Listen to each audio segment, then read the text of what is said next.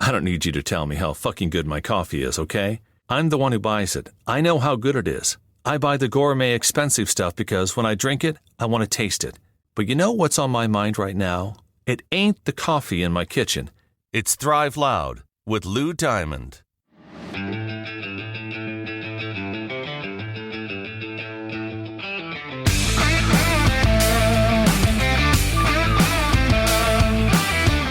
It's time to take an inside look at those that are taking their lives, their businesses, and their passions to the next level. Get ready to thrive loud with Lou Diamond. Hey, Thrive Loud listeners, Lou Diamond here. Today we have a special episode of Thrive Loud, as you'll get a chance to hear from Ryan Richards, a top brand strategist who has an incredible background working with some of the world's most amazing brands and companies. He helped lead a team that repositioned AT&T. He led a team that launched Powerbeats Pro with Apple and oversaw an impressive roster of 30 athletes from LeBron James to Simone Biles around the Beats product. He also developed Venmo's first brand strategy and helped launch James Harden's first signature shoe. Now, he's the chief marketing officer for Aimcast. And if you follow me in social media and listen to this program, Aimcast will sound familiar to you. You'll see it's something I've been intricately involved with, and dedicated listeners will remember we've had Aimcast's founder, Steve Rinland, on the program. Well, Ryan and I have been working together as Aimcast is going through a brand transition, which Ryan has been quarterbacking. Since the stuff we're working on is pretty cool and amazing, and Ryan is Thrive Loud worthy himself, I figured we'd pair this all together and have Ryan on the show so you, the listeners, can hear all about his story and how Aimcast is helping their clients make the workplace a better place through their technology. Sit back and relax and enjoy this empowering conversation about the changing work environment with Ryan Richards of Aimcast here on Thrive Loud. This is Lou Diamond and welcome. Today, we have Ryan Richards, the CMO of Aimcast. Ryan, how you doing today? I'm great, Lou. Thanks for having me. How are you living? I'm living great. And you and I have been playing in a similar sandbox with both of our involvements at Aimcast. And I think there's a lot of very cool things going on. I want to do a little rewind as to why you were drawn to this organization at first, and then we'll get the conversation rolling. Sound like a plan? Sounds like a plan. Sounds great. Yeah. I'm particularly interested in, the clashing of worlds or the coming together of worlds that Aimcast lives in. So I've been lucky to work at a number of great creative agencies and big companies. And I've just been noticing, this theme of people really getting quite existential. Like, what is work? What are we doing with this whole thing these days? How am I bringing my full self to my work these days? And then as I got to know Steve Rinland, who's the CEO and founded Aimcast, we're bringing these worlds of mental health and work and purpose and technology together. And it's a pretty amazing, I think, coalescence that, I'd love to talk to you more about. But I'm just inspired by how we're reshaping work and how can technology and communications play a role in that process. So let's drill down into that for a quick second here, specifically where we see work going. It's been a very interesting year and a half. The brakes have been put on in the economy, and the whole working environment and the way that we connect to one another got looked at with a fine-tooth microscope, if you would. Yeah. From your perspective, what have you seen as some of maybe the outputs or the results as to how the world kind of readapted into reconnecting with one another, and maybe your view of how work has changed and where it's heading?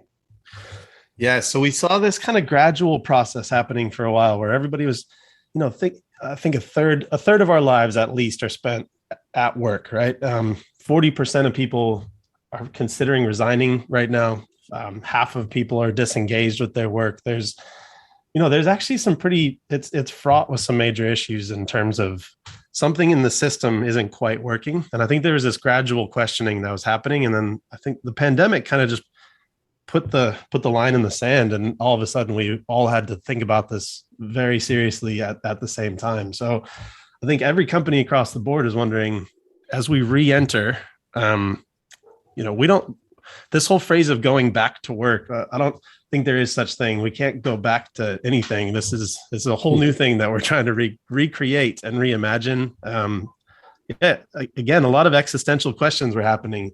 What even is this thing? How does it need to restructure? How does it need to reshape? And importantly, a lot of us spent times with our families, and we realized how much of our lives were spent somewhere else in some other place. And obviously with people that we get to know and are a big part of our identity and our community. But I think everybody's questioning, is there a more flexible, different type of arrangement that we could look at? I would like to spend some of my time in the office, or at least in collaboration with other people.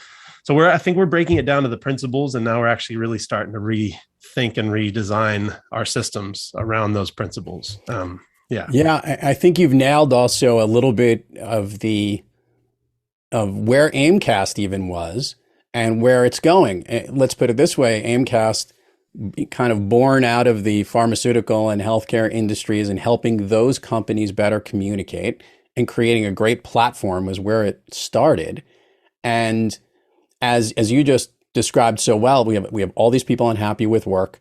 We have people probably burning out because, like, even though they're no longer commuting to work, they're working more and more in front of screens and remotely in ways that might not be the healthiest way of doing things. Mm-hmm. And here Aimcast was sitting right in the middle of this and helping to see the good and the bad of what was going on in the workspace. And I'm putting the cart a little before the horse here, but some of the ways that you've been observing that as you arrived at Aimcast and trying to say, well, where can we take this? You want to help maybe lead in a little bit to our listeners to help them understand how you paired all that together.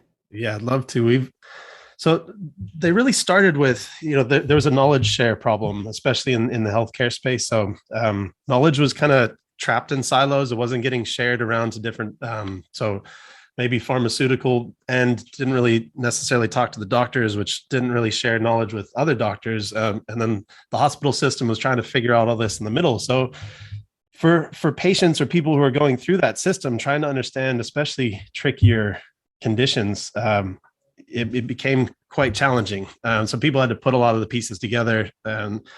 So that kind of core issue is where one of the formats, or the format, was one of the problems. So how do you actually, intranets or systems where you would stash your information, where again, it made people way too hard to go and hunt and find the information that you needed at a timely fashion. So it started as a podcasting kind of a platform to help in a much more natural, fluid way. We can share lessons and share knowledge through this medium of podcasting, which is, you can take it with you. You can, on your commutes or on your drives, you can easily tune into this knowledge, and it all lived in one place on Aimcast. So as we took that same concept, now we're looking at all of these other aspects. So, the amount of hours we're spending on emails, the amount of hours back to back on Zooms and Teams and other video calls. And we're even saying now we're being overslacked or overburdened with just basic communication forms, which is obviously, they're all serving a very important part of our processes. We're not replacing any of those. We're just trying to create a central location that everyone can come and stream in the same way we'd stream on-demand content for something like Netflix or Spotify. It's all there on demand for the user, regardless of their time and place. So now that we have a dispersed workforce, people need to be able to tune in when they can, instead of predetermined scheduled meetings or town halls or newsletters. These formats aren't really getting through and reaching our dispersed teams anymore. So we've created this on-demand platform where you can go and you can stream all that knowledge in a format that, whether that's video or audio, as well as it interconnects all of your other systems and knowledge all in one easy to use place. So that's kind of where we're at today. As we look forward, the mental health challenges are very real right now. People are trying to figure out, their own purpose and their own direction. So we see ourselves more as a growth company. We're in the business of growing people and companies. So if we can help provide in a much more curated and personalized manner. So we use machine learning, and our platform helps to meet you where you're at with the knowledge you need to grow each day. Yeah, I love it. Here's the thing that's exciting, and it's tough to get excited when there's so many challenges circling around a lot of these companies. And what's really interesting is that different organizations are utilizing it for their different needs. And we happen to sit in a common place to be able to see how different organizations are using it for their benefit. And what I think is really cool is we can maybe share a little bit about some of the mental wellness initiatives that Aimcast is interlooping with, which are great common themes that could get dispersed, if you would, to the other organizations that haven't quite yet utilized a good communication platform to improve the way we work each day.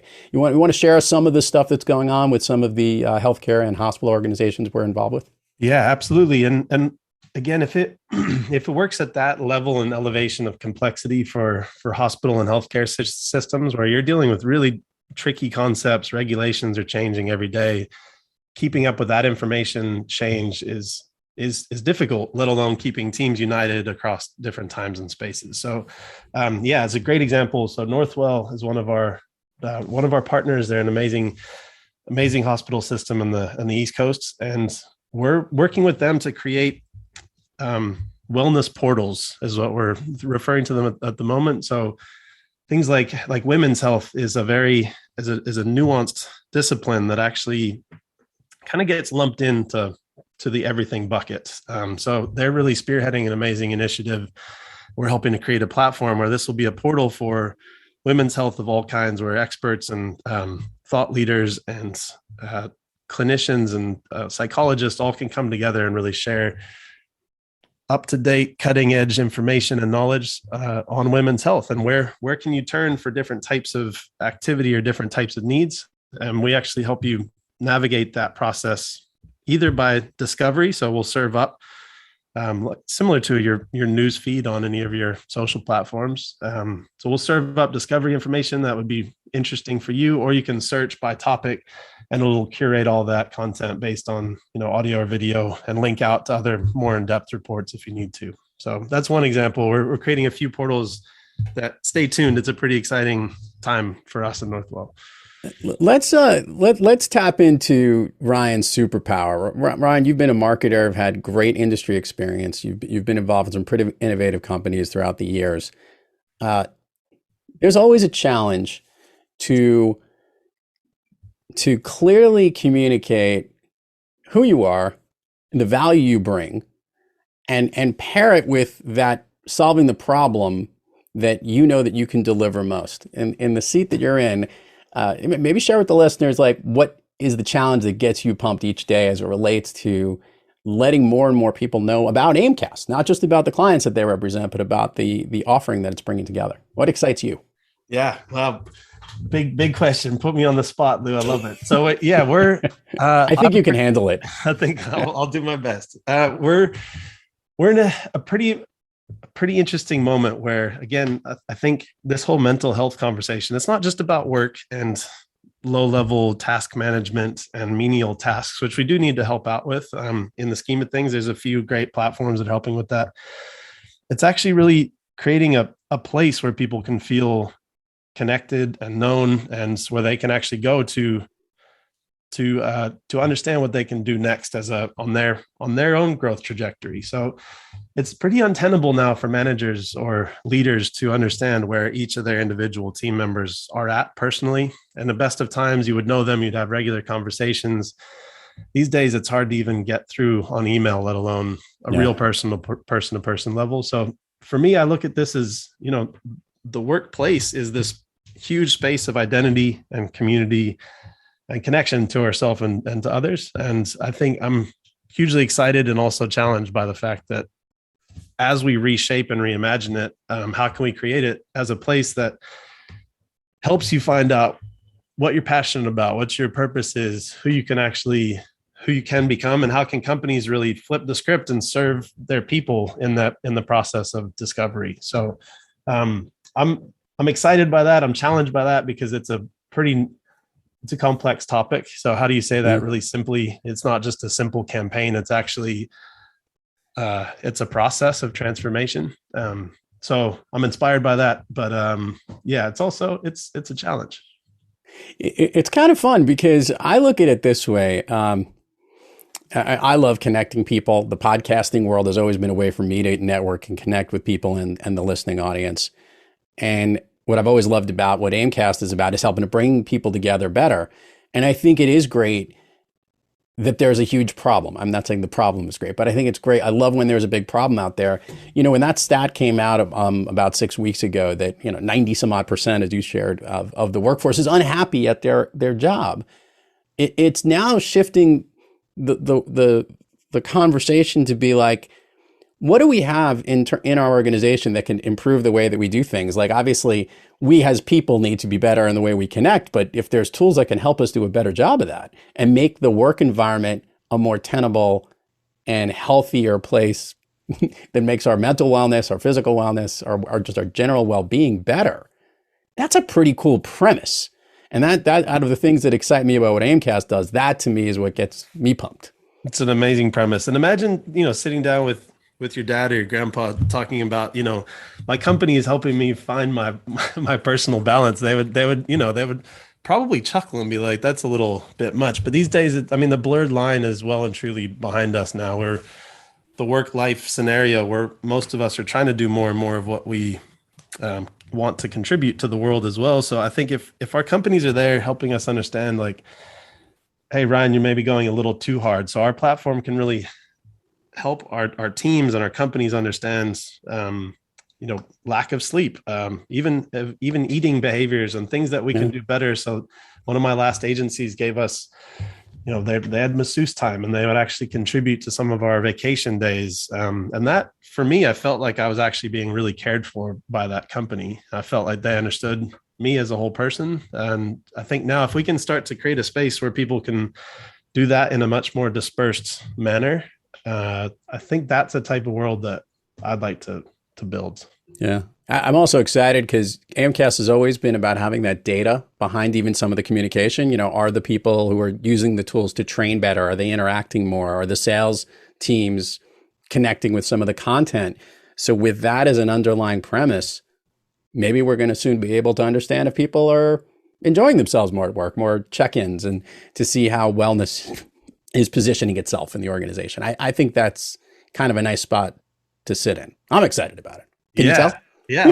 And if we can lift above, the draining of the energy is coming from us just battling our systems, right? And instead, if we can actually lift from the menial into the more meaningful work again, and we're actually discussing ideas and topics and growing in our knowledge in our fields, then people will feel a lot more inspired and excited to turn up to work each day, whatever that looks like.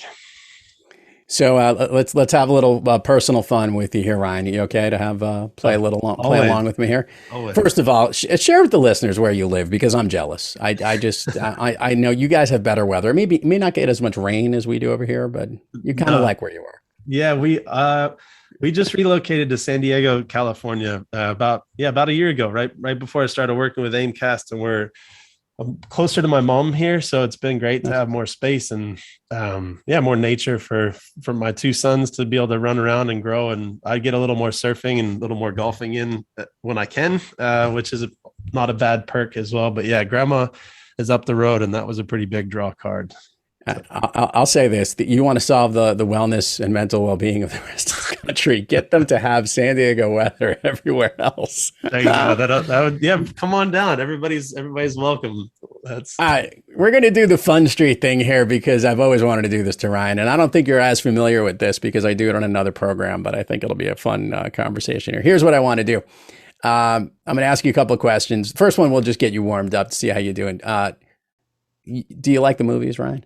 I love the movies. Okay. Is there a movie that you love to rewatch over and over again, or one that is your go-to when you need to see something that's enjoyable? If it's on, you can't stop, you have to watch it. Yeah. So it's funny because, if I go on vacation, I'll read heavy psychology books, or my wife's always like, what, how is that relaxing to you? But when it comes to movies, Dumb and Dumber is my go-to. That's the I'll quote Dumb and Dumber way too religiously.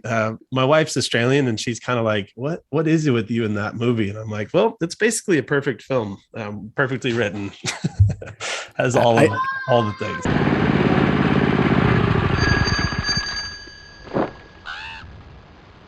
Got room for one more if you still want to go to Aspen. Where did you find that?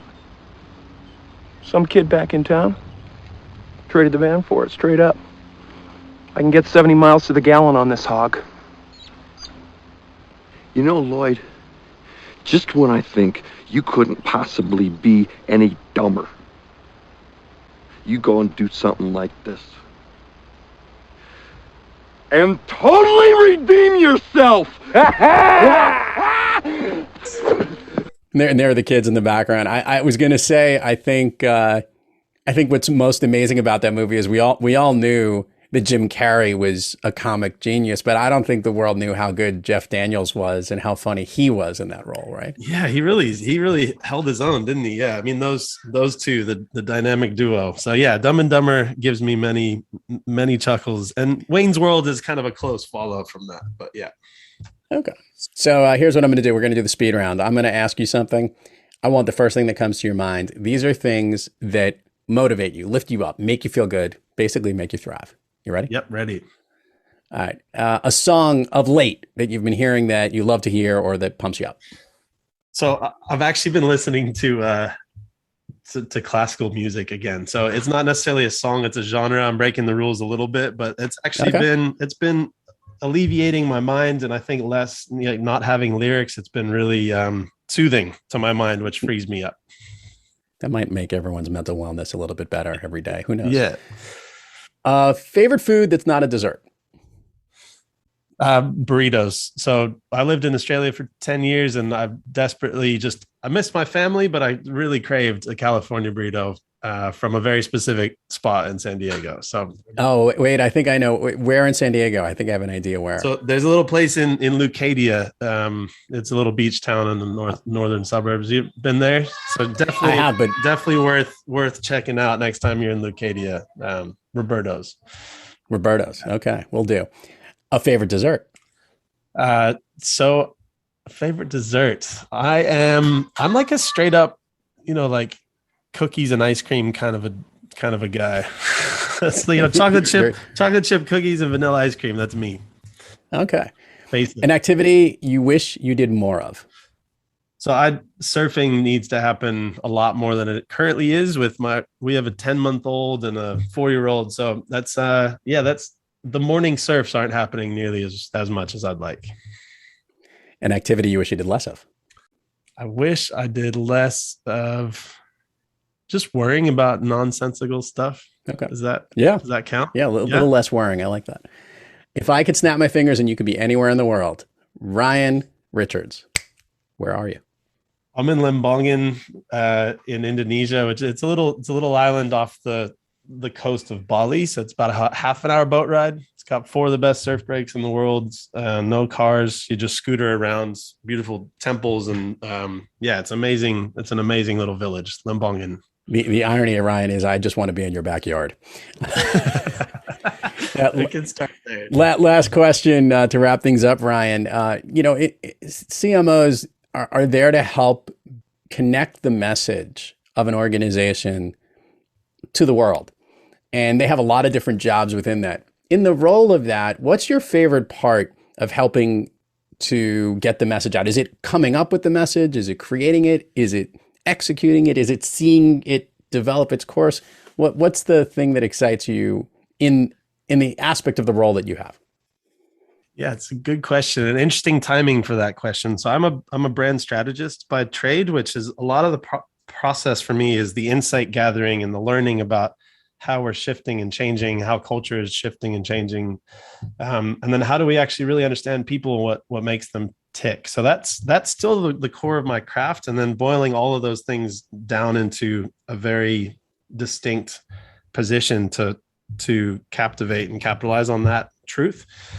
These days, though, I've actually been getting a lot more into like the the creative expression of that, which I always have been involved in, but I'm more interested now on how does it actually materialize in form of design and memory structures, and how do we actually land it in a simple and powerful enough way in people's minds and memories. So yeah, I used to really enjoy the pre-design moment. Now I'm enjoying the execution and the delivery moment. Ryan, as always, great to catch up with you, my friend. Good luck to you and everything that's going on. And thanks for coming on the program. Thanks a lot, Lou.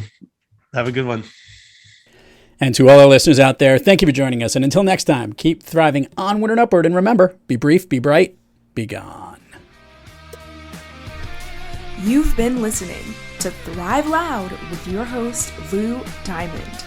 Head on over to Spotify, Good Pods, or wherever you get your podcasts, and subscribe and listen to all of our incredible episodes.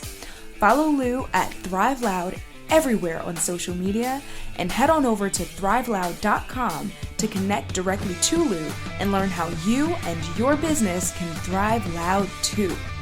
Thanks for listening.